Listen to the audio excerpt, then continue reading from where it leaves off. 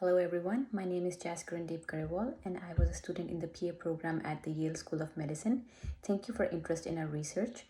Many early studies assessing the impact of digital breast tomosynthesis, which is a 3D mammography in screening, have shown a benefit with reduced recall rates and higher cancer detection rates.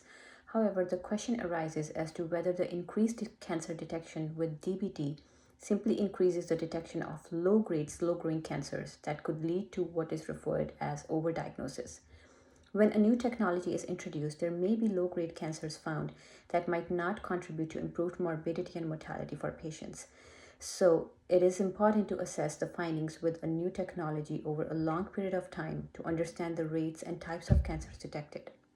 The goal of our study was to look at cancers detected by DBT screening over 10 years and compare them with those previously found by 2D mammography.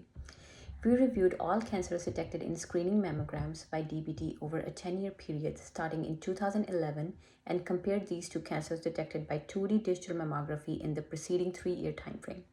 We established an extensive database that included demographic, imaging, and pathological information and compared cancer types, sizes, stages, and molecular receptor profiles. We also looked at advanced cancers, defined as those that are estrogen positive and 2 centimeters or larger, HER2 positive, and triple negatives that are 1 centimeter or larger cancers that have spread to the axillary lymph nodes. Some subtypes, such as the HER2 positive and triple negative, are more aggressive and need to be caught at a smaller size. We also compared the data by whether it was patient's first, that is prevalent, or subsequent exam, which is the incident, in the respective modality, as the findings from the initial round with the new technology may or may not be sustained over time. We had a total of 1,407 cancers in our database, out of which 1,265 were DBT detected and 142 were DM. We found the cancer detection rate with DBT was significantly higher than with the 2D DM technology, where 5.3 versus 4 per 1,000. We found that types of cancers found by DBT were similar to DM, including grade and receptor subtypes. However, the important finding was that the rate of advanced cancers was significantly less with DBT.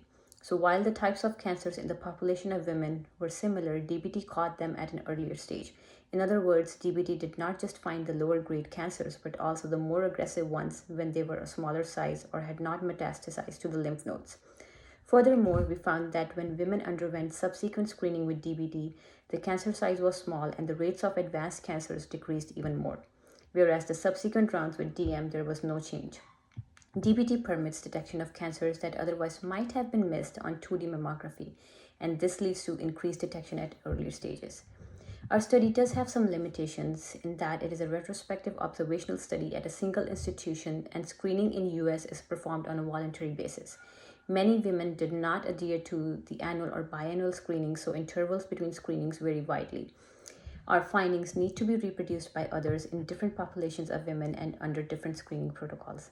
To summarize, screening with DBT not only resulted in increased cancer detection compared with DM, but found all cancers at an earlier stage.